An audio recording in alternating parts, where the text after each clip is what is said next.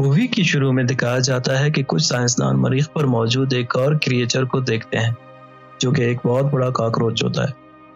साइंसदानों में से एक लड़की जिसका नाम निकिता होता है इस कॉकरोच नुमा एलियन से बात करने जाती है और वो एलियन एक ही लम्हे में निकिता का गला काटकर गायब हो जाता है।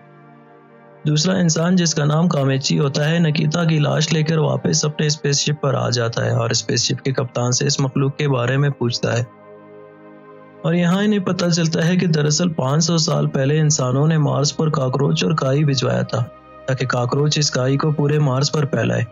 ताकि वहाँ इंसानों को जिंदा रहने जितना ऑक्सीजन पैदा किया जा सके। लेकिन मार्स के माहौल में कॉकरोचेस ने अपने डीएनए को तब्दील कर दिया और वक्त गुजरने के साथ साथ वो बड़े और खतरनाक होते गए और अब उनका मुकाबला करने के लिए इंसानों को भी पावरफुल होना होगा, जिसके लिए स्पेसशिप के कप्तान उन्हें ऐसे इन्फ्यूजन देता है जिसे जिस्म में इंजेक्ट करने से इंसानों में भी सुपरनेचुरल पावर्स आ जाते हैं। तभी दिखाया जाता है कि एक एलियन कॉकरोच उनके स्पेसशिप पर आकर खिड़की से अंदर आने की कोशिश करता है। ये देखकर कप्तान वो इन्फ्यूजन अपने जिस्म में इंजेक्ट करता है और वो बोल्ट एंड में तब्दील हो जाता है। इस दौरान वो एलियन कॉकरोच शीशा तोड़कर अंदर आ जाता है पर कप्तान के सुपर पावर के सामने टिक नहीं पाता और दूसरी तरफ कॉकरोचेस का एक पूरा फौज आने वाला होता है और यहाँ उन्हें पता चलता है कि उनकी स्पेसशिप में कुछ खराबी है और वो स्पेसशिप को रिपेयर करने के लिए एक दूसरे शिप से पुर्जे लाने का फैसला करते हैं जो कि 10 साल पहले मार्स पर क्रैश कर गया था और इस जहाज को ढूंढने और उसके पुर्जे लाने के लिए एक टीम बनाई जाती है जो कि एक स्पेस गाड़ी में निकल जाती है और बाकी क्लू और कप्तान स्पेसशिप पर ही इंतजार करते हैं। और अब दिखाया जाता है कॉकरोचों ने इस टीम पर हमला कर दिया और तजुका नामी एक इंसान उनसे लड़ने के लिए खुद को इन्फ्यूजन इंजेक्ट करता है और फिर कॉकरोचों से लड़ना शुरू कर देता है और तभी वहाँ कॉकरोचों की एक पूरी फौज जो कि समंदर की लहरों जैसी है उनकी तरफ बढ़ने लगता है और टीम के 2 और इंसान खुद को इंजेक्ट करके कॉकरोचों से लड़ने आ जाते हैं और वो किसी तरह अपनी गाड़ी को वहाँ से निकालने में कामयाब हो जाते हैं। और यहाँ दिखाया जाता है कि टीम को वो स्पेसशिप मिल जाती है और उनमें से कुछ लोग स्पेसशिप के अंदर जाते हैं ताकि वो पुर्जा निकाल सके पर उन्हें मालूम होता है कि शिप में कोई ऐसा पुर्जा नहीं जिसकी मदद से अपने शिप को रिपेयर कर सके और तभी वहाँ गोली चलने की आवाज़ आती है।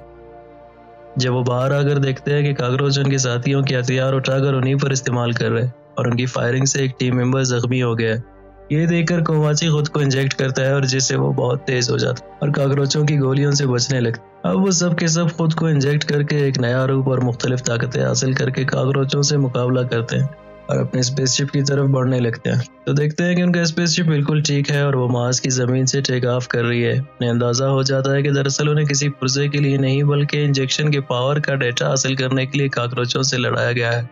और अगले ही लम्हे स्पेसशिप पर कॉकरोचों का हमला होता है और स्पेसशिप क्रैश हो जाता है जिससे वहाँ हर तरफ मिट्टी उठने लगती है और जब धूल उठने लगती है तो दिखाया जाता है कि कॉकरोचों ने इन सबको घेर रखा है और उनका मुकाबला करने के लिए ये सब के सब खुद को इंजेक्ट करते हैं जिससे इनमें अलग अलग पावर्स आ जाते हैं और कॉकरोचों की फौज का मुकाबला करने लगते हैं। यहाँ कॉकरोचों का लीडर भी आ जाता है और जब एक टीम मेंबर का सामना उससे होता है तो वो बड़े कॉकरोच के सामने टिक नहीं सकता।